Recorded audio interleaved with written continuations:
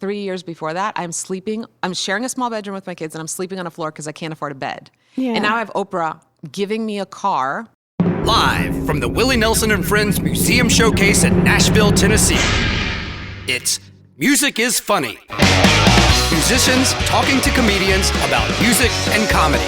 With your hosts, Raelyn Nelson and Jonathan Bright. I'm still smoking, I'm so high, I keep toking, I'm drunk, but I'm still drinking too. Welcome back to Music is Funny. I'm Raelyn Nelson. And I'm Jonathan Bright from the Raelyn Nelson Band, back with another ridiculous and unnecessary intro. Kristina Kuzmic. Thanks for being here, Kristina. Thanks for having me. Okay, so we usually like to start off this podcast by asking you, what is the first music you remember loving as a kid? Okay, this is going to be probably a different answer than you've ever gotten, but I'm from Croatia. So I grew up on Croatian music. Yeah. So, and then...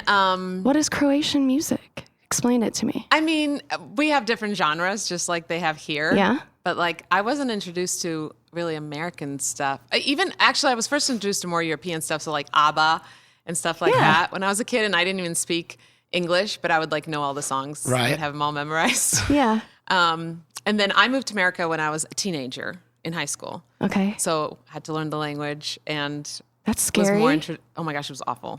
I was You like hated it? the big no. I mean, I hated like how insecure I was. I was just Me like, too. I mean, isn't get everybody it. at that age? Seriously. Well, that's us. We can speak the language, and Yeah, we're still yeah, feeling the same exactly, thing. You know, exactly. it's not. No, so my family moved during the war in Croatia. Mm-hmm. And so that added a whole nother level of like, we got to get away and we're going to this rich country with all these opportunities while my friends are like in basements trying to avoid, bombs. So I had the whole like survivor guilt too. Wow. Right. And at 14, trying to like manage that, plus you're in a new country, you're learning a language, completely different culture. You don't have the cool clothes. In Croatia, we'll wear the same outfit 3 days in a row. I would show up to school in the same outfit 3 days in a row, and people are like, oh my God, she's disgusting. It sounds heavenly to me, actually. I know, doesn't it? Yeah. I do that now that I'm a mother. I wear the same outfit the whole week. But yeah, it was just a big adjustment. But actually, music has had a big impact in my life because I feel like that's like the one steady in your life. Do you know what I mean? Like there are certain songs that just are guaranteed to always make you happy or always put you in a certain nostalgic mood. And in fact, sort of skipping ahead, but later on, in my 20s, I was divorced with 2 little kids and I sunk into a deep depression. And one of the coping skills I had is, I had all these little things I would do to try to get myself in a better mood. And one of the things was you have to dance to at least 3 songs. Oh. And so that was like my thing. And it's still to this day, if I'm having a bad day, I have a list of things that I know will bring me joy. And one of those things is you got to dance to 3 songs. And I will literally just play 3 songs and dance. And it's What an are your instant favorite mood 3 booster. songs to dance to? I can't pinpoint.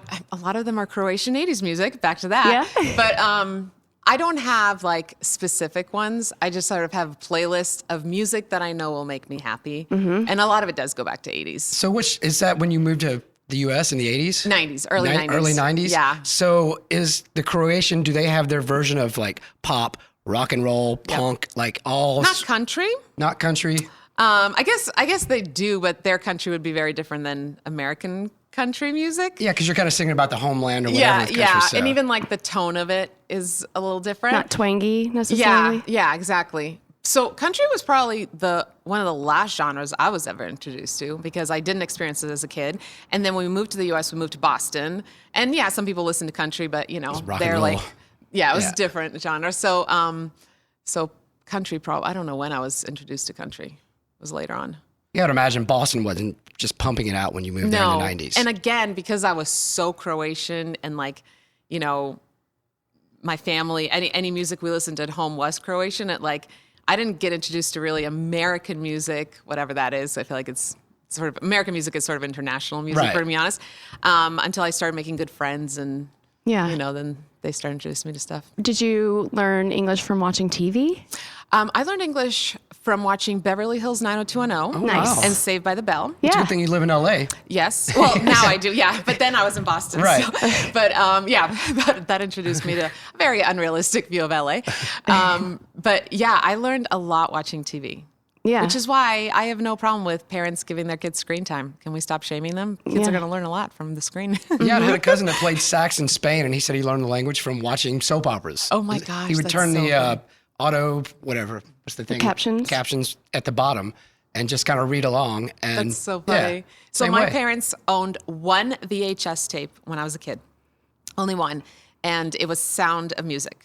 Yeah. And I had every word, because it was the only Right. thing we could watch. So like Yeah. I've watched it 100 times as a kid.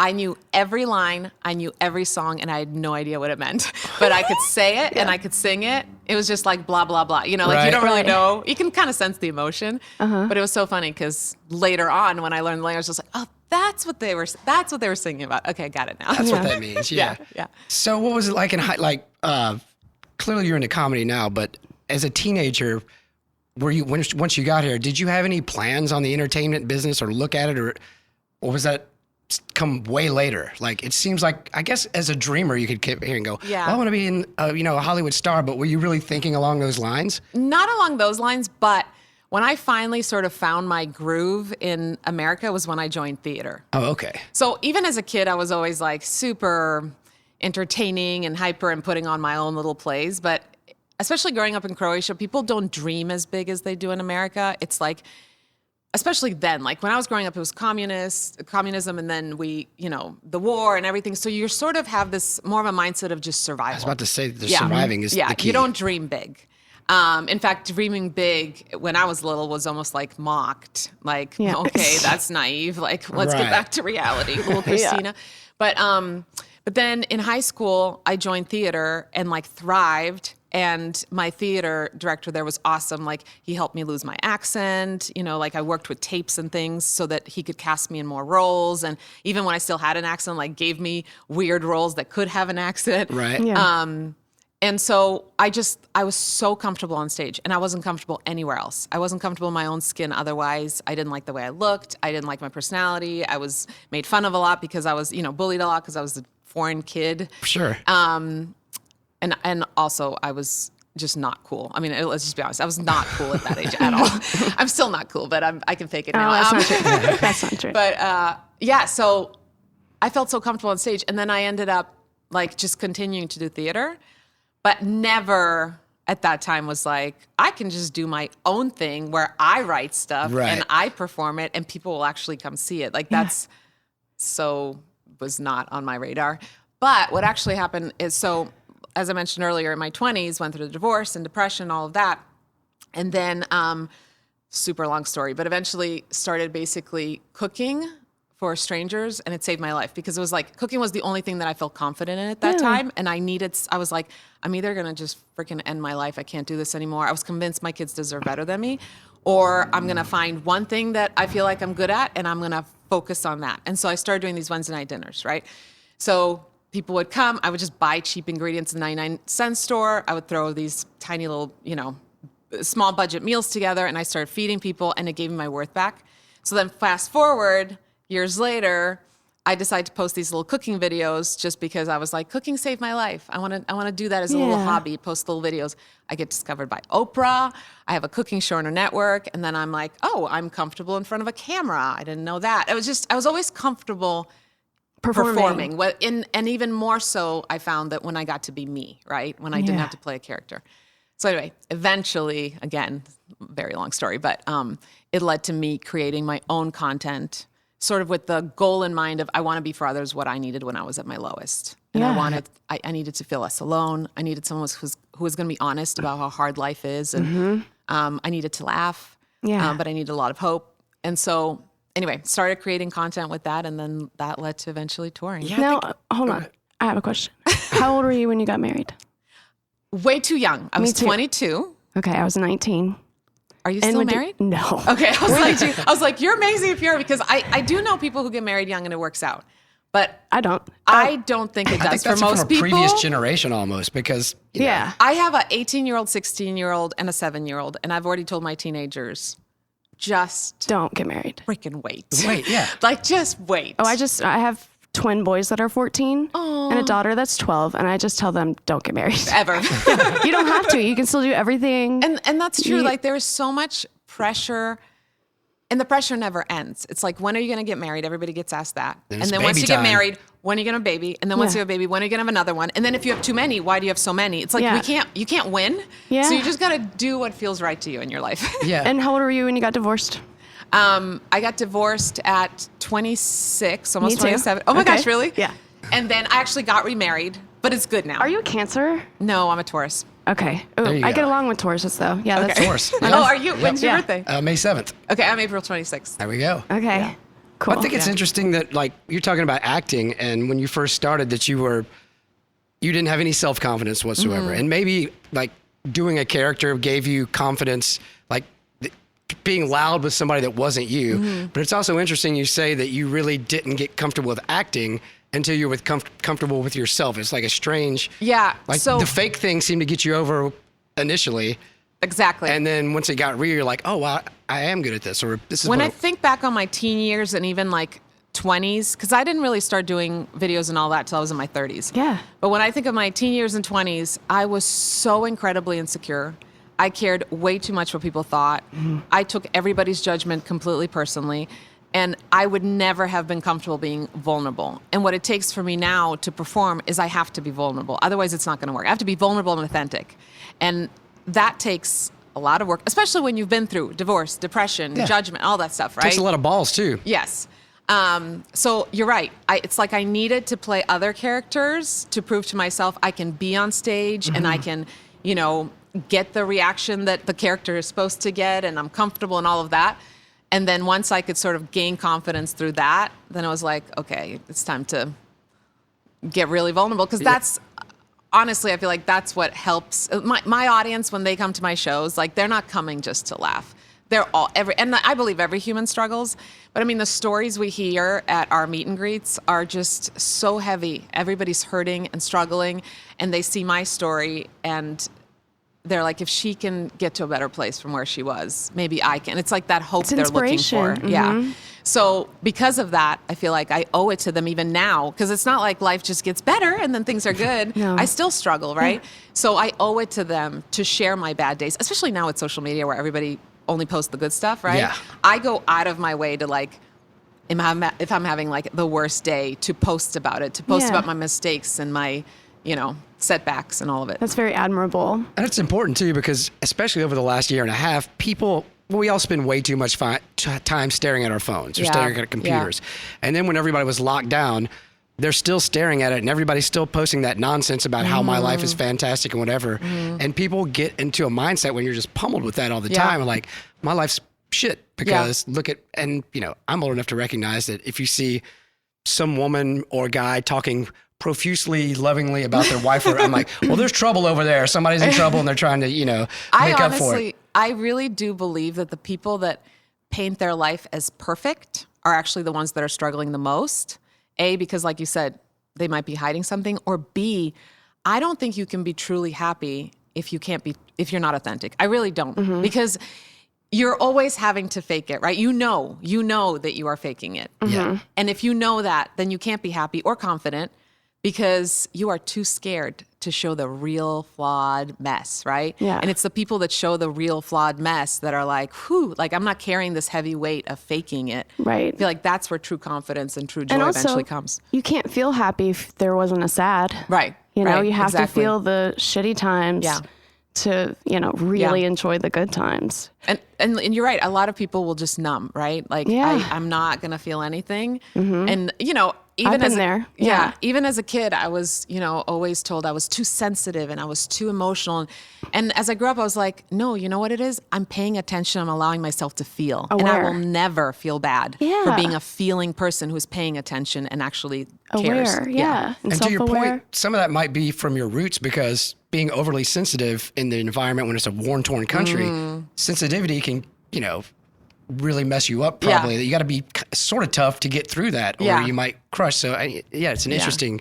Is there stand-up comedy in Croatia? There is. Yeah? Yes. Okay. But you know what's funny? I think before I started touring, I think I went to one comedy show. I can't even remember who it was, ever. Okay. So I was like new. And actually when we started touring, because my show is not a typical comedy show. I always worry, like if someone comes off the street, they're going to be like, what is this?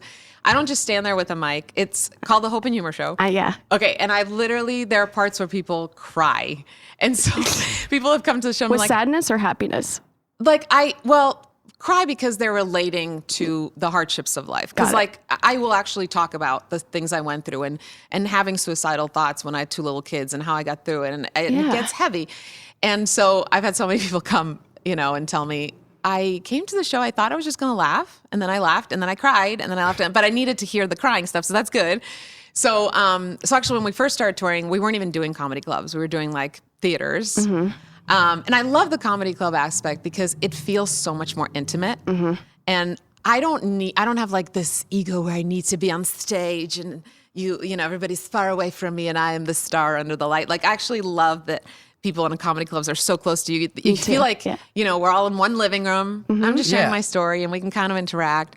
So I love that aspect of it, but I'm not like I don't even consider myself a stand-up comic. Really? No, I'm like, I don't even know what I would call myself. I'm just up there sharing the good and the bad, and some of it is super funny, and some of it is like heart-wrenching. Yeah, I'd say that's stand-up comedy. I guess, yeah. Except I don't know. I guess I don't always add the joke to the hard stuff. You have your own style about it, though, which just shows that you're on the right path and doing exactly what you're supposed to do because it's shining. You know, Thank you. It's also uplifting comedy too. We've talked to a lot. I mean, I love dark comics. Yeah. I love them. But I also, we talked to Tom Papa, and he's talking about how he just gets burnt out on that dark stuff, and he feels like he should, you're doing great. You're doing great. That's his message to everybody. Yeah. We're all kind of the same way. Yeah. We're all messed up, but you're doing great. And it is crazy how comedy, it's such a broad spectrum of, and all of it makes me laugh, Yeah. It's cool that way. My goal always is like, I want everybody who comes to my show to leave feeling less alone, like to feel seen and to just feel like, as cheesy as it sounds, to just feel empowered. I can get through whatever life throws my way. It's going to suck at times, but I can get through it. I'm not going to give up. And so when we get that kind of feedback, I'm like, awesome. you just send them out on a high that's going to last for a few days. Yeah. Yeah. That's why we do it. Yeah, exactly. Or perform. Yeah. Yeah. And music does that too. So, What, do you remember the first stand-up comedian in America that you remember being? Because I know you're not necessarily, you weren't like, I'm doing comedy, but you just kind of fell into it, which is really cool. Yeah. And a lot of the people we talked to, their first stand-up comedians were like Robin Williams or somebody that was on TV that they saw and had no idea they did stand-up. I was actually, when you said that, the first person I thought of was Robin Williams. And I didn't know he was a stand-up. I thought he was just a comedy actor. yeah, first I saw him in movies, but then I actually saw clips online. And I have like such a soft spot for him too, because he took his life and struggled with depression. And what I could relate to with that, and I don't know a lot about his, personal life, but I remember when all of that happened and everyone's like, what? Robin Williams, he seemed so happy. He was always so great. Like, you have this perception of a person and we make so many assumptions. And it's interesting because I actually made this video where I showed all these pictures of myself laughing with my children and having the best time and all this stuff. And I, put the words on the video. During this time, I actually had a list, a piece of paper in my pocket while those pictures were being taken of pros and cons of how my suicide would affect my kids. And the list of pros, meaning they'd be better off if I was gone, was longer. And just the idea of you don't know what somebody's struggling through. We're just so quick to assume like they're fine, they're happy, they're good, right?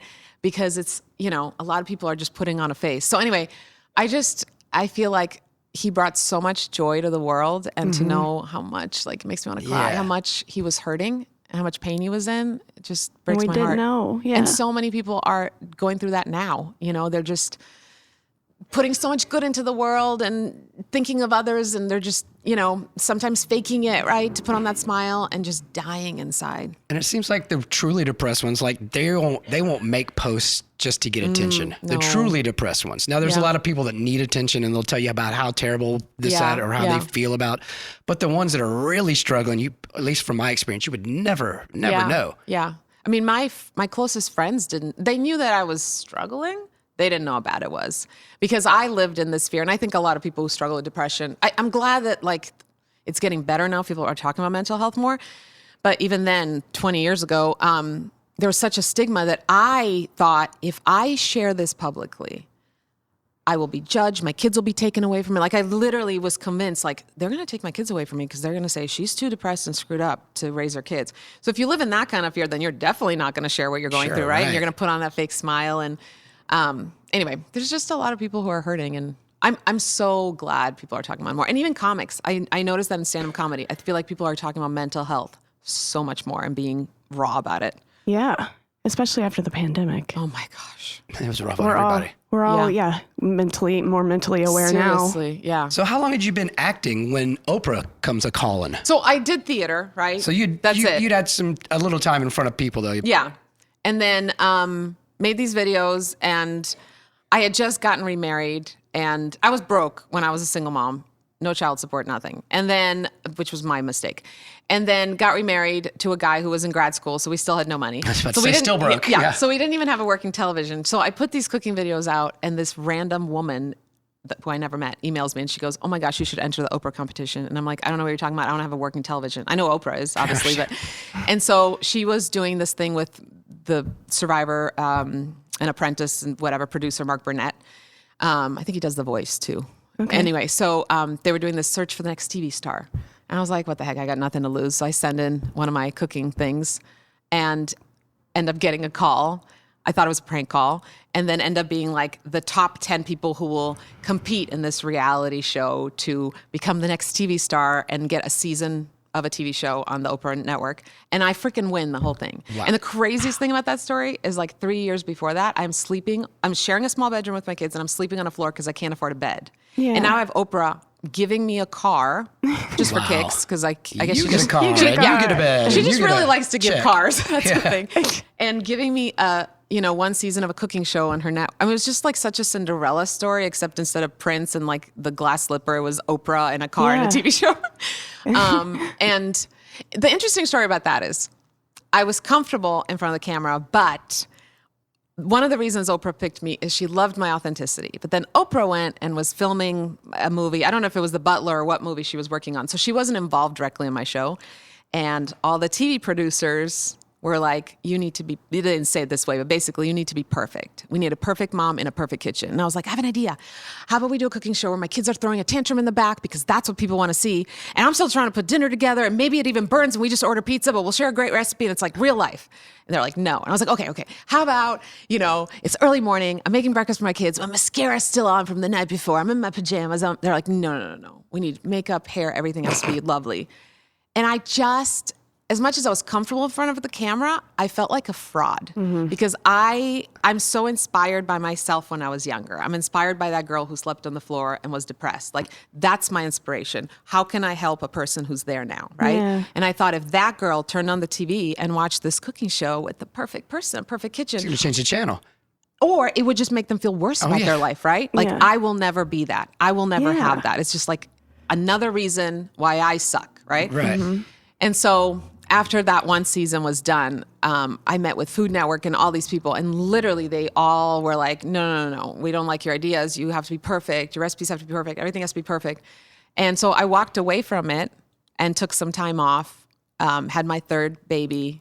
And then, so it was probably, I don't know, like 4 years or so. And then I finally decided I'm going to create my own content. And I'm going to create stuff for that girl, right? I'm going to be for others what I needed when I was at my lowest. And it started with just funny stuff. And then as I started posting these funny videos, I started hearing from people going, I needed to laugh because I'm sleeping on a floor and I have kids and I have no money and I'm depressed. And I'm like, oh my gosh, these people don't even know my story. So then I started sharing that part. Wow. So that's the story of TV. So they take somebody and they're like, we like what you do. And then they're like, but you don't do what you do. Yeah. Now that we've got you, we need you to do what we need you to do. Just change everything about yourself. And that's the whole reason you got the gig. Yeah. They hire you for something and then they just take out all the originality. Like the reason why Oprah was interested in you is because of your authenticity. Yeah. Then of course she moved. I'm sure she didn't have much to do with your nothing. show. I don't blame her at all. I mean, honestly, if she did, she would have actually totally stood up for me. Of course. She's all about authenticity. But at that point, you're probably not comfortable giving Oprah a call and going, hey, Oprah, what's up with this? Not just that. But again, I am like, my life was a wreck. Oh, yeah. And now this is I'm happening. getting a paycheck at this right. point. Yeah. Even if your life is good and this happens to you, you're like, what? But my life was awful. And now this is happening to me. I didn't even feel like I could stand up for myself, which now I would. Sure. Yeah. But then I was like, so I would make these suggestions, but the minute they were like, we don't like it, instead of saying, well, this is who I am. And it's my show, and we're going to do it my way. Love you all, respect your opinion, but I need to do what's authentic to me. Yeah. Instead of doing that, I was like, oh, yeah, okay. And inside, I'm like, ugh. And also, I didn't have the confidence to go, I know that you have years of experience in TV and I don't, but my opinion is still valid. Right. Instead I was like, they're the experts. I'm just going to play along. But that's the story of every first major label record anybody makes. They go in like, we love the way you sound. They put you in and you always feel bad. Like you find yourself making excuses for what you just did. And that's the worst thing. Yeah. Like, well, I mean, but we only had 2 days. Or he wanted to do this. The guitars aren't quite as loud as I wanted to do it. But it's got to be a joy when you start. I mean, we put out everything ourselves now too, but when you put it out, it's all you and people start responding to it. And then you don't have to answer it to anybody. I mean, I just think like when I did the whole Oprah thing, my Facebook following was around 10,000. And then I started doing my own thing and now it's 2.8 million. And to me, it just proves like, if you're authentic and you're doing, and I think this goes, by the way, for any artist, whether it's comedy, Absolutely. music, whatever, right? People are going to try to change you. They just will. They will tell you you're great, but let's change everything about it. They're Right? like, well, we work with this person that's had a hit, but you want to tell them Yes. like, but if you were that smart, everything you did would be a hit. You're Right. like 1 for 50, so don't tell me that you know everything Yes. because nobody knows. And that's the problem. They try to put everyone in the same box, right? This is the one thing that works, so we're going to make everybody like that. Go through the Instead of machine. really respecting individuality and, or even taking risks. I feel like Yeah. artists are all about risk taking, but the people in charge of the artists are too scared to take the Yeah. risks, right? So yeah, it felt great because when I started making my videos again, I wasn't even doing it to turn it into a career. I was like, I have 3 kids, I'm tired, and I need a creative outlet. So when there was this response and it started growing, it just validated for me that like, you were right about that cooking show, like stay authentic. And that's why now it is the most important thing to me in everything I create is I don't want to be fake. I want to be honest. Even if it makes me look bad at times, Right. I want to be authentic.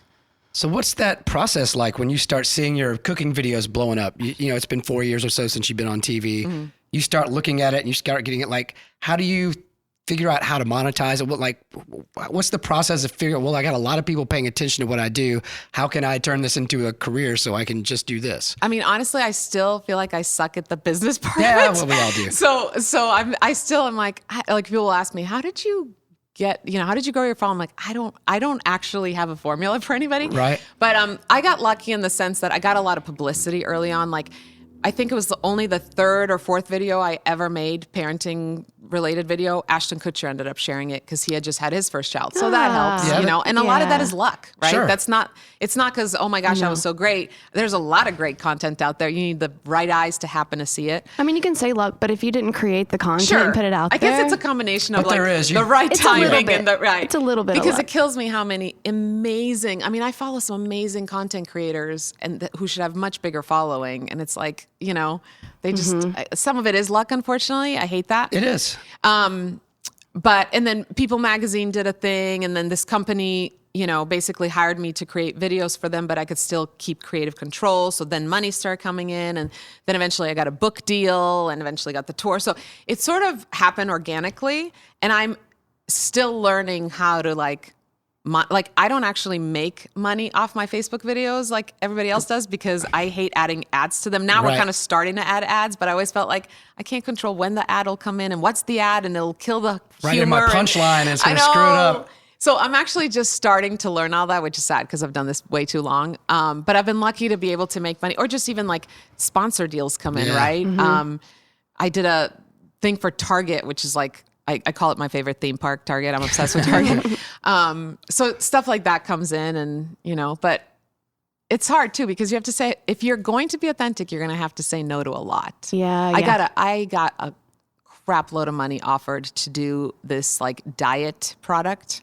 And I was like, this is so against everything I talk about. Yeah. I can't do it. Yeah. So, and I feel like that's the mistake a lot of people make. They go, oh, but the Money. amount of zeros on that check. And it's Yeah, tough, yeah. but once you do it, you're going to lose half your fan base. They're like, Yeah. oh, okay, well, And she's not gone just off that. the deep end. Yeah, and I mean, if you genuinely are doing it for the right reasons, like you're Yeah. not just doing it for fame, you're doing it because you love it and you're passionate and you have a message you want to share, you're going to feel like crap that you push something awful on people or endorse some awful product, Right. you know, that's Right. just going to add to people's insecurities. And Yeah. And also your children are watching you. You have to be a good role Exactly. model. What did they think when you started, becoming more successful? Blowing up, as yeah. the kids say. Well, they were too young then to really get it because they weren't on social media or Yeah. anything. But they would notice it when I would get recognized in the street. And I remember at one point, my son asking me, "Does every mommy get stopped by people asking to take a picture?"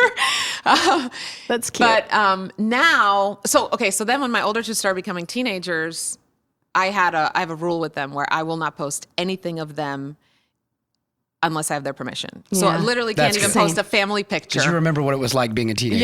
Yeah. But it's really annoying because I'll be like, "This is a great Christmas photo." And they're like, "No, I don't want you to post it." I'm like, Yeah. okay, fine. But now as they're getting older, especially my oldest son, he's 18 and he has had really serious mental health struggles the last 4 years. And I couldn't talk about it publicly, but now he's talking about it publicly and he's actually speaking to teens. He started self-medicating during his depression, but now he's almost 2 years sober. Nice. And which I can't even believe he was able to like stay strong through the pandemic with that because all of his Right. support groups got Yeah. canceled. Right. So he's so open to talking about it, which is great because I'm like, oh my gosh, teens want to hear from teens. They're sick of And they hearing need to from hear from adults. teens, yeah. So it's kind of neat now because at this point, at 18, he like sees the impact that I've been able to have. And he doesn't even have any social media by choice because he doesn't think it'll be good for his mental health. Yeah, but a smart which kid, is man. very mature. Yeah. I didn't let him years ago and he was mad about it. But now he's like, I don't even want it. And so he's just like, whether he's speaking at a support group or we just filmed a video, we haven't released it yet, where we open up about all the stuff we went through as, mother, son, the mistakes I made raising a child with mental health struggles, the things he did, just how open he is. He's now going, wait a second, like this, what my mom, he sees it now, like what my mom does helps others feel less alone. And that's sort of his goal in opening up. He's Yeah. like, I just want to make another kid feel less alone. Yeah, and probably going through what he's gone through, knowing what you went through, you guys can relate on a Yeah. certain level over that alone. Yeah, yeah. But it took like him getting older to get it. Of course. When he was like 14 and 15, I was like, oh my gosh, Mom, like your videos are so lame. They're not funny. Oh, I remember what a 14-year-old boy typical, thinks like, yeah, for sure. Typical. His friends, if any of the friends, like either my daughter or my son's friends followed me on social media, they'd be like, why are you following like an old lady? I don't get it. Right. Like they'd be like, what's wrong with my friends? Why are they following my mom? My boys talk about their friend's dad posting TikToks and how cringe they say Yes, it's so cringe. cringe. And I'm like, do you guys think that about me when I post? And they're like, no, you're a musician. You've been doing it. And I'm like, They're just being nice. I know, they think everything we do is cringe. Which They're is supposed to. typical. Yeah, Yeah. you're Like supposed I would to. think it'd be weird if like my 14 and 15-year-old like worship the content I create. Like that would be that's almost weird. Right? It's weird. You're like, find some friends your own age, Yeah, kid. come on, weirdo. Are you sucking up to me? What do you need? You Right. need some cash? What's going on? So what came first, the book or getting out and touring? Because I'm sure you didn't just immediately go out and tour on some cooking videos. I got a book deal in 2018 and then started touring in 2019. And the book wasn't even released yet, so it wasn't even like connected so- to one another. This company that tours people basically approached me or my agent, and I kept saying no because I had never toured. And in my head, they were just going to like send me out and I wasn't going to have any say and I was not going to be with my kids. And then finally, like the third time they approached me, they asked my agent, like, what is her issue? Why won't she meet with us? And he said, well, because she's a mom and the schedules and she doesn't want to travel too much. And they said she can pick any dates she wants. We don't care if she does one show in April and then nothing till November and then does 5 in November. Like she can pick her own schedule. And the minute I heard that, I was like, okay, I'm in. Give it a shot. that sounds, because that was Yeah. the only thing really holding me back. And then I had to actually write a show and And that's a perfect job, by the way, to pick your schedule. I like know, that. seriously, right? And then Yeah, how did the writing of the show go? Because I'm sure there's a Okay, point like, I got an hour to film now. What am I going to do? I froze because what I realized is everything I'd created for this following I'd built was free for them to watch. And because I still like have this mentality of broke Right. girl, I was like, wait, if people are paying to watch something that I created. Like the pressure of that. Oh yeah. You know, because it's free, whatever. Yeah, if they don't yeah. like it, they Screw don't you, lose it's free, anything. yeah. I couldn't, I literally froze. And my friend that works with me now, she was like, hello, first show's in a month. And I didn't have anything written. I was like, I don't know what, my brain won't work. So we went and spent a night in a hotel, just her and I. And she was like, this is it. You have to like brainwash yourself that this will be free. People are literally coming for free. And the minute I sort of did that, I don't think I finished my show till like a week before my first show. I'm like writing it. I didn't even have time to rehearse it. I was about to say, that's just writing it. No, Then it was, I definitely had a block of like, there was something about the fact that people were going to pay that bothered me. And again, it's because I know that some of my message, some of the things I talk about, the people who need it the most can't afford to get a babysitter. It's not just a show, right? I know. Get a babysitter, Yeah. get out, blah, blah, blah. I couldn't afford to go to a show when I was in my 20s and broke, right? So that sort of, I don't know. It messed with my head. And there's a lot of, people with families coming to your show. It's not a bunch of teens that it's can't. mostly moms. Yeah, exactly. Yeah. And a lot of them, I mean, at the meet and greets, it's like, I would say at least half the moms I meet at meet and greets, I'm a single mom, I'm struggling, and I want to, part of me's like, let me give you your money now. Right. Like I have to. But it's got to be weird when you realize that, I mean, as horrible as that story sounds, it's not that uncommon. A broke single mom that had dreams somewhere else, and then they're looking on social media at everybody's great fucking life that they're not living. Even their friends probably that are single moms, but they're doing so much better. And, what is like half of marriages in a divorce. So there's a lot of people on that same boat, which is great. Somebody like you that will come out and go, hey, let's talk about it. It's funny, it's sad, it's whatever, but we can talk about it and not shove it down like us guys do, where we shove into a pit in our stomach and it comes out in our 40s or 50s. Some guys do. Yeah, well. Yeah. I mean, that's why, like, just the other day, somebody posted, I wanted to come to your show. It was in Huntsville. And, maybe next time, I just can't right now. I just got divorced, blah, blah, blah. And I immediately messaged her. I'm like, we have 2 tickets for you. Come to the show. Like, I can't. I'm such a suck. I shouldn't say this publicly. I was about to say, now you're going to get a lot of those I'm emails. a single mom, too. And it'll be like, here you're coming to Minnesota. millionaire. As a matter of fact, I'm single, but I can't afford to either. Yeah. And my friends. If you could put a +2 on there, that'd be great. Right. But, yeah, I don't know. It's been a very weird thing that I never expected to happen. And what was the first show like? Like the first one when you stepped out, do you remember any of it or just a blur? I remember it, and I was so nervous ahead of time because, again, I hadn't really rehearsed it. Like when I did it in front of my tour manager and the producer for that was the first time I actually ran the whole thing. I didn't even have it memorized. I was holding my script, and it was the day before. Wow. So when the day came, I was like, oh gosh. And I knew in the back of my mind that I could always, I have experience with theater, right? I know how to improv, and it's my life. Right. So I can talk about anything. The audience has no expectation. I'm not playing a character. But it was honestly one of my favorite shows because Really? I think the excitement and the nervousness and the unknown, and also when you write a comedy show and you've never really rehearsed in front of people, you have no idea if the jokes will hit. Will people think it's funny? Right. And so the audience was amazing. I mean, they were just like the most supportive people.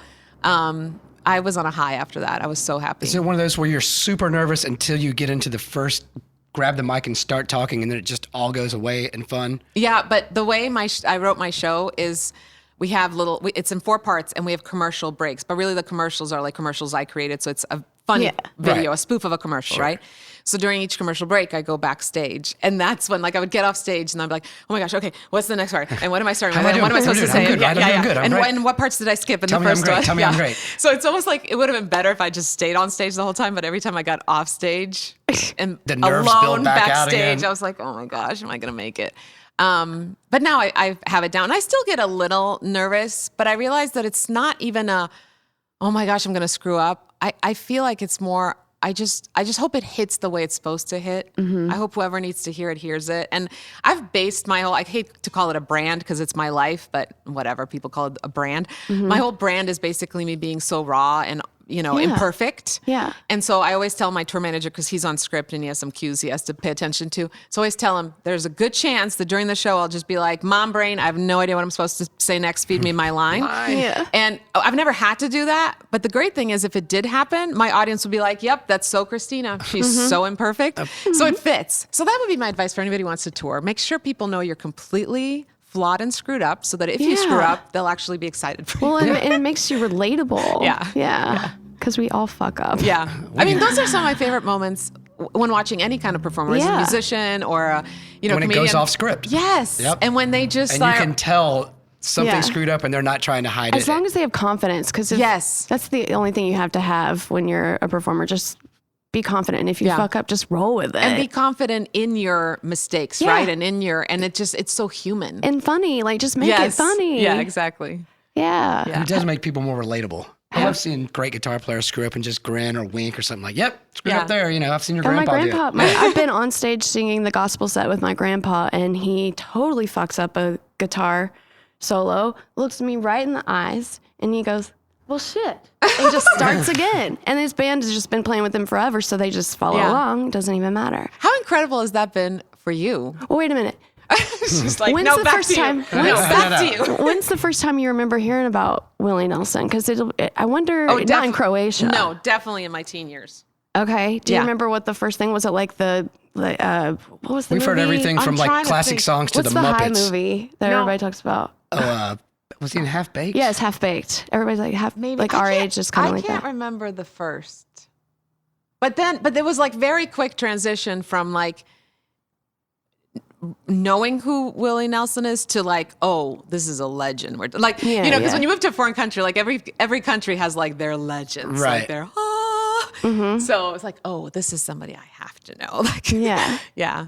So he's I know he's a legend because people say that and love him as such, but to me he's just been famous and a celebrity forever. But he's one of those, it's like, well, going way back to like Elvis, there's a lot of people that may have heard one or two songs, but everybody knew who he was. Yeah. And I think it's the same way with your grandpa. Like, well, what's the song? What's something about On the Road Again, maybe? Or something. But They I've don't have a always really known deep... who he is. But when you were little, did you realize the first the time grandpa was grandpa? The first time I remember realizing it was right before a show, and my dad was holding me.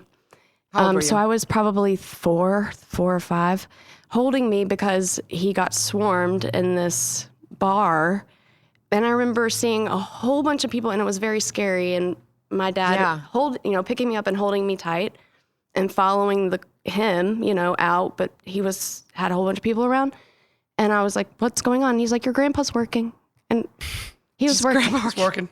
And that's when I knew something was different. Some people work at a grocery store, and some people are get Willie mobbed Nelson. in public. And no matter where we went, people came up and asked for it.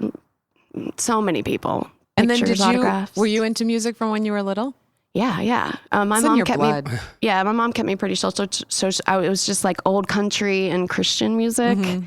And then I ventured out into like Britney and Kristina and NSYNC and stuff like that. But the heathens. Mm-hmm. Yeah, just kidding.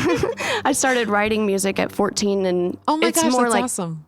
Well, they were just like little melodies, but still, like it wasn't full songs. Even yet. that, like when we talk about teen stuff, like what a great way, probably therapeutic to like get some stuff out, artistically in a creative, healthy way at 14. Oh yeah, you write some of the dumbest stuff ever at 14 too. Unless you're like, I write dumb stuff now. What do we say? That's very true. But was there anything that's not sappy that you write when you're 12, 13, 14 years old? It's all really bad love songs. But hey, better than stuffing it all, right? That's true. I did a little of both. It's healthier. Yeah, it's definitely healthier. You just mimic all the love songs you like. You try to. So you went into this whole thing really not having like a stand-up, that's my guy or that's my girl. No. It's like a whole sort of... You're your girl. And in fact, I didn't want to. So when I was going through that stage where I was like really nervous to write a show, and somebody recommended, why don't you just sit down and watch a bunch of Netflix like comedian specials? And I didn't, because I felt like I'm going to end up, even if I'm not trying to, subconsciously, I need to be like that, or I need to sound like that, or I like the way they hit that. And I really was like I know I keep repeating myself, but I was like so focused on it being authentic. So I'm glad I didn't. And I think that's really great for some people. I just know myself. I know that I would have been influenced by it.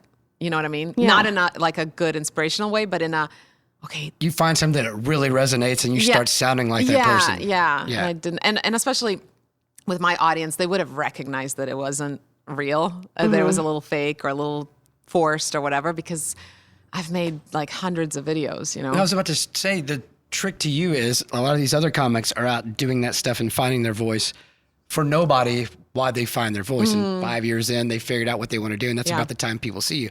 A lot of people had seen you before you ever even started doing what you're doing now, you know? So you didn't stand a chance trying to fake it at that point. Because you know, everybody knew you already, or as much as, you know, you put out there. Yeah, I don't think I have a lot of people like off the street come see my show, which I think a lot of comedians do. Like, hey, let's just go to a comedy club tonight. And they don't really care who's going to be there. They just want to go out. With my audience, it tends to be very much like bought tickets ahead of time. They know who I am. If they're bringing somebody, it's either someone who's struggling with mental health or needs some comedy and is like another parent or whatever. Like it's a very specific audience, I feel like, that comes to my show. When did you move to LA? I went to college in Orange County. So that was the first time I came to Southern California. And then got married right out of college. And then my ex-husband went to school in Boston. So we went back to Boston. And then after he finished there, he was doing his PhD in LA and we went back to LA. So I've sort of in between. Okay. But now I've been here or not here, I'm in Nashville right now. I've been in LA for about 15 years now. Okay. Yeah. Wow. Better winters there than in Boston, I would imagine. Oh my gosh. Yeah. I'm so spoiled now. I literally, if it's like under 70 degrees, I need earmuffs. I need gloves. So I'm not even kidding. I'm a wuss. People make fun of me. It's bad. Yeah. It is funny when we ask a lot of the comedians we talk to, we're like, well, what they're for wherever they were, like, and then I decided I had to go to LA, and we're like, well, why not New York? Like, man, I've been on the East Coast forever. Like, the winters are brutal. It's like the weather out there was great. There's beautiful women out there. And I have no excuse because Croatia has 4 seasons. We have like cold winters, snow, everything. But still, if I never see snow again, I will be okay. Do you ever get back to Croatia? I try to go every summer now because of COVID, because my whole family moved back. I was just about to say, I'm the only one here. Really? Yeah. So I try to go every year, but now with COVID, I haven't been. So I'm going to go next summer for sure. When did they move back? Like, how old were you? Did you have the choice to make, I guess? Yeah. So basically the plan, they never planned on moving to America. We basically came Escaped. until the war settled down, right? They always planned on going back. Right. And so by the time they actually went back, it was like right when I was starting college. And I was like, no, I'm going to go to college here. And then got married to an American right out of college. Like literally graduated college in May, got married in June. And then after that, you know, once you have kids with an ex, you're not going to move back. Although, and to be honest, I love Croatia so much. I will always consider Croatia my home. Right. But I would never be able to have the career I have now in Croatia. Like the opportunities just aren't there. Yeah. So even like getting a book deal the way I did and all of it. Just the business alone. Yeah. And touring. And so I feel really like lucky, blessed, whatever you want to call it, to be able to do this here. But then I'm known in Croatia. And like they're so proud of me. They're just like, that's our girl. Because it's such a small country, you know? And so when somebody makes it there, they're just like the most, I mean, you immediately have a cheerleading squad. So who's up there with you? Who are your contemporaries from Croatia? It would all be soccer players. Yeah? There's an NBA player or two that made over. It would all, or any athlete basically, because Croatians are good at athletics. I'm not. Right. I don't speak those languages. But you're funnier languages. than most Croatians, probably.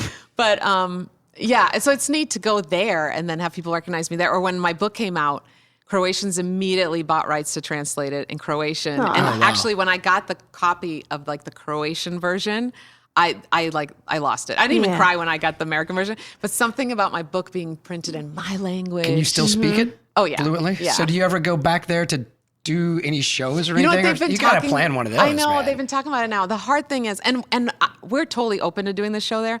The problem is humor is different in every country, right? It's very cultural, and it's, you know, so context, all of that. The sayings are different. So it would. I don't know that I could do the same show. I don't know if all the jokes would hit the same way. Makes sense. I mean, I don't know. It's just different. Yeah, humor's different in different languages. That's the weird thing about what's for you to learn a new language, like. You listen to people that speak broken English. Yeah. And half the time, you know, people that aren't thinking are like, well, they sound stupid. But it's just because they don't know the words. And can you imagine, or you can, but trying to learn another, I'm canceled, but another language and then try to be funny in a brand new language. Yeah. That's gotta, and you say it's apparently easier for you to do in English than it is to do in your native tongue at this point. Yeah, only because I've been here now so Yeah. long. And I could do it there, but again, I don't think I could do the same show I'm doing right now. I would have to like rewrite it a little bit. Rethink it. Even when they were translating my book, I asked if I could have the final say on the translation. And even the way they translated some things, they translated so literally. And so you can't do that. This is a silly example. This is not from my book. But like when I moved here, I have this one story where like, it's my roommate and I in college, so not right when I moved here, but in college had spilled grape juice on the carpet in the dorm room. And they made like a really big deal about, you're not going to get your deposit back, blah, blah, blah. And we couldn't get the stain out.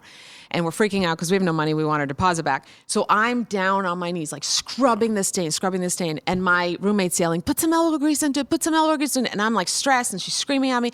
And my mind's like, okay, I have no idea what she's talking about, but I know that our skin has natural oils in it. Maybe there's something she knows that I don't. I literally pulled my sleeve up and I was like I had the worst rug burn, like rubbing my elbow. But it's like stuff like that, like just little sayings that if you translate literally, they don't make any sense. I remember moving, when I first moved here and somebody in high school saying like, I didn't get some a joke or something. And they said, well, wake up and smell the coffee. And I was like, oh, no, thank you. I don't drink coffee right now, but thank you. And they're like, what a dork. Oh my gosh. Like you just don't know that it's a saying or a joke. Yeah. That's where it gets hard to perform in two different languages. I can imagine. Yeah. Or you guys go, you'll say, go to hell. We say, go into a ass. Like that's literally the saying.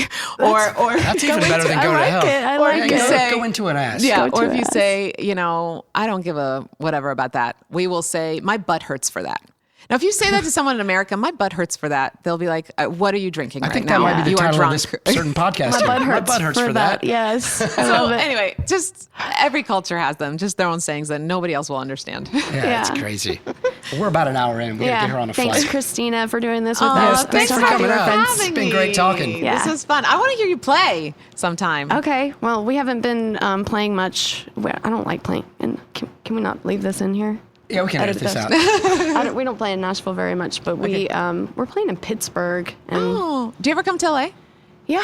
Okay, will you do me a favor? I'm serious because now we're connected on Instagram. If you're ever in LA, tell me. Like, I will come. I will bring people. I will spread the word on my social media. Okay. I would love to come And see maybe you. when we go to LA again, we'll probably be doing podcasts with other comedians too. Maybe we could do another one and just talk about what you've been doing or something. Sure, I'd love to. Yeah. Cool. Cool. Thanks, man. Thank This was you. great. Thanks This for was fun. having me. Absolutely.